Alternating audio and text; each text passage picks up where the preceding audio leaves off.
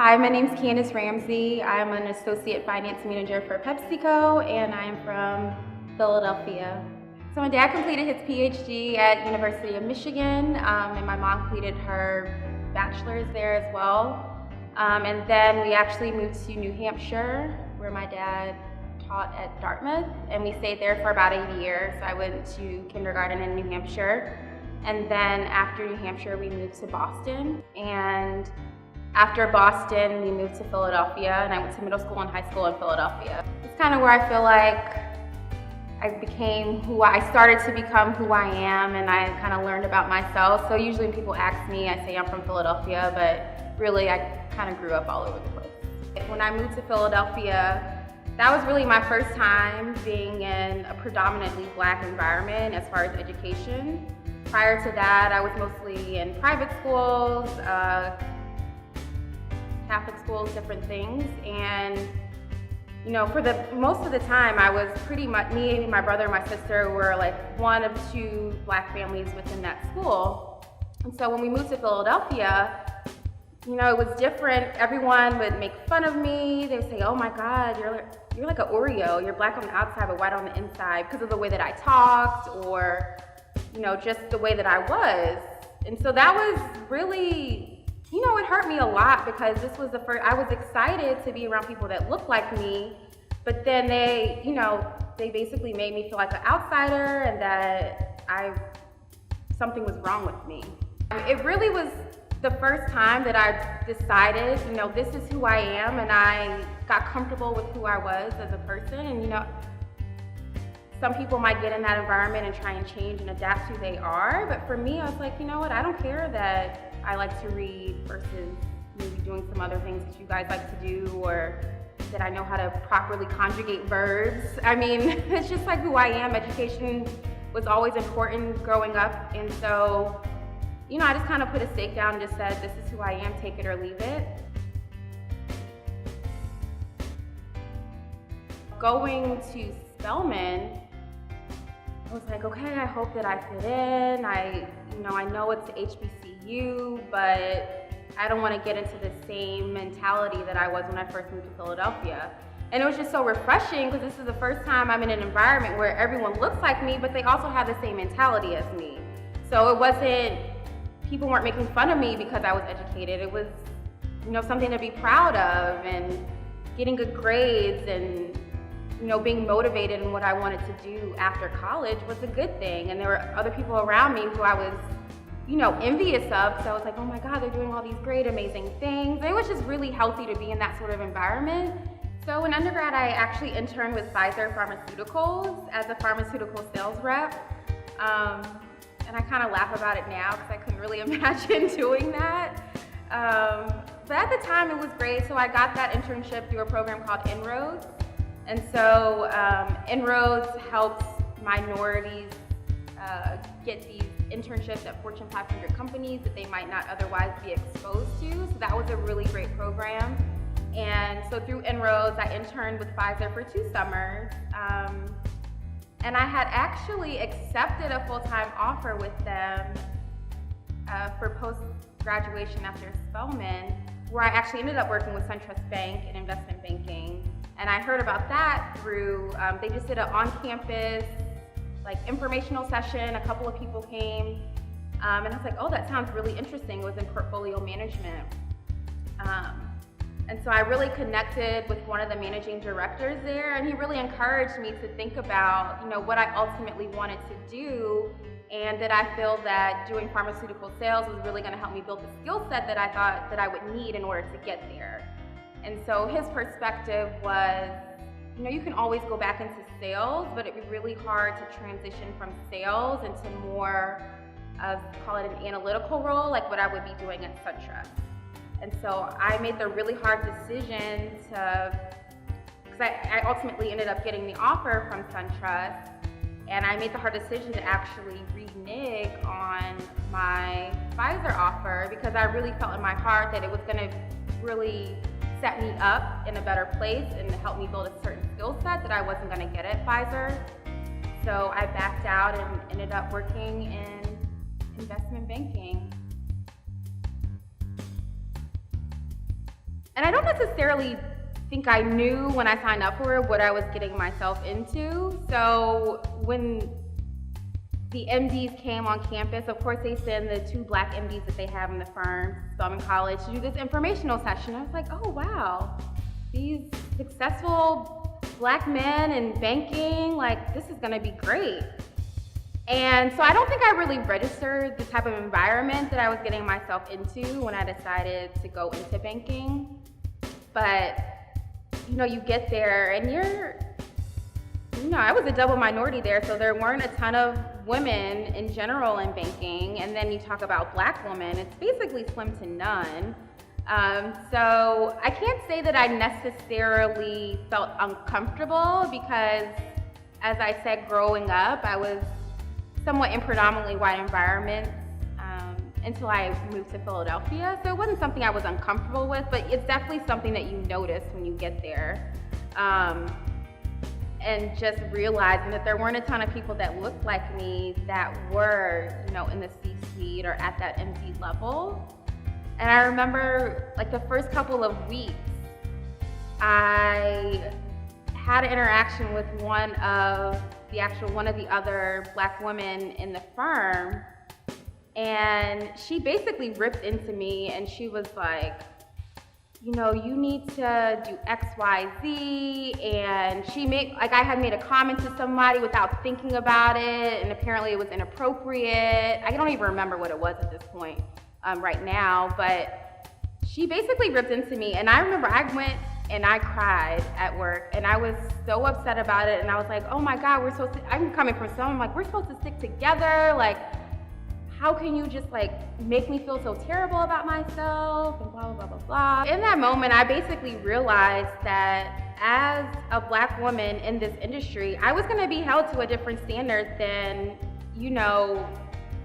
the young white males that were in my class, and that I really, had to be stay on top of my game, and no one was gonna handhold me, and I really had to be that much better, and I had to make sure that I really had all my ducks in a row if I was gonna be successful, and that's what I did. And I made sure that I never put myself in a situation where anyone could, one, question my integrity or my work ethic, or make me feel the way that woman made me feel that day. Today I still work in finance. I'd say it's a much different work environment than when I was in investment banking. And I worked in banking for about 5 years before I ultimately decided that it was time for me to leave. And so in banking, it's a very sort of linear path, and you go from analyst to associate to VP to director, and you can tell very early where you're ultimately trying to get to. And I saw the people at the top, and I was like, hey, I don't want to be, that's not what I want to do with my life. That's not really where I want to be.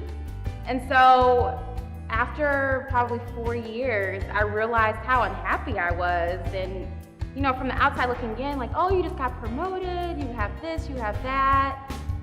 But for me, I was just so unhappy, and I realized that I wasn't doing work that I really enjoyed, or I didn't feel like I was growing, I didn't feel like I was developing, and I just realized that ultimately this is not what I want to do long term.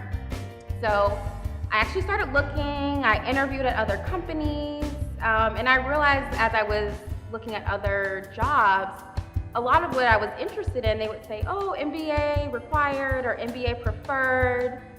And prior to that, going to business school wasn't really something that I had even thought about, but I saw the type of opportunities that I was interested in, and I guess the qualifications that these companies were looking for those specific roles.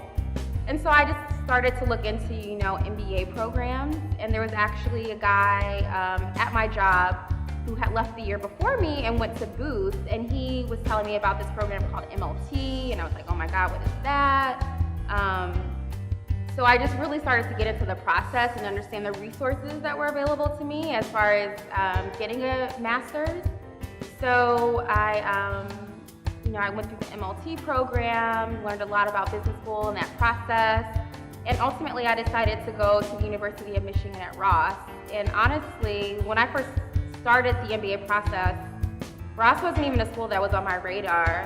Again, that Ivy League mentality that I had growing up, I was thinking, oh, I'll go to Wharton, or, I was looking at Harvard or Booth, like all these top schools and that you normally hear about. But then through MLT, I was like, oh my God, there's so many other great schools that maybe aren't like top 3, but they're still top 10 and they're still amazing. So I decided to go University of Michigan. Ross actually has this weekend for diversity admits, and it's called Up Close. And so I went to Up Close, realized what an amazing environment it was. I met some great people, and I just really felt at home there. And that was something I didn't feel when I necessarily went to other business schools. So I applied, got in, and that was a wrap. So I feel like I'm at a time in my life where I'm really thinking a lot about what's next for me, what I want to do, where do I want to be. And I have to think back on, where I've come from, what have I accomplished. So growing up, I know education was always very important to me. Moving to Philadelphia and that being a truly defining moment in my life where I felt like you really have to just embrace who you are and be comfortable with who you are, and then taking that and going to Spelman College where I was finally felt like, okay, this is where I'm supposed to be, this is my home. I'm in a place where like people look like me, but they're also motivated like me. And then taking that and kind of putting myself back into a situation where, okay, no one really looks like me. How am I gonna harness those lessons that I learned prior to this moment to really propel me to the next level? And just understanding you have to stay true to who you are, but also learn how to adapt to be successful in whatever environment that you're currently in. So having, that career progression within banking, but then ultimately realizing, okay, stay true to who you are. This is not where you want to be. What do you need to do to put yourself in a position to be where you want to be? So getting that MBA, developing in that program, both personally and professionally. And so now, I'm in a job where it's cool, I like it. It's definitely a better work environment than where I was before in banking. But I also feel like, is this where I want to be in 10 years? Honestly, I don't know. I feel like I'm still learning and developing, and that's really something that's truly important to me. I can't be in a place where I don't feel like I'm growing, and I do feel like I'm still growing in this role, in this job that I'm in right now. But I also feel like I still want to be at a place where I feel passionate about the work, and I feel like I'm truly making a difference. And I don't necessarily know if this is going to be the place where I do that. And I think for me, I'm still trying to figure out how that all fits together and what I want my ultimate legacy to be. And that's something that I just had to get comfortable with, because you hit all these milestones, like I just turned 30, and you have in your head where you think you're supposed to be at these milestones. And so I just had to get comfortable with the fact that I might not know exactly where I'm gonna be, but I know things that I value, I know things that I enjoy. And I also know the type of person that I don't want to be. So I don't want to be that miserable, unhappy person that I was when I was in banking. So I feel like I'm just kind of learning as I go right now, and it's okay to feel like, a little bit unsure. But just know that as long as you stay true to who you are and true to your values, you'll get there.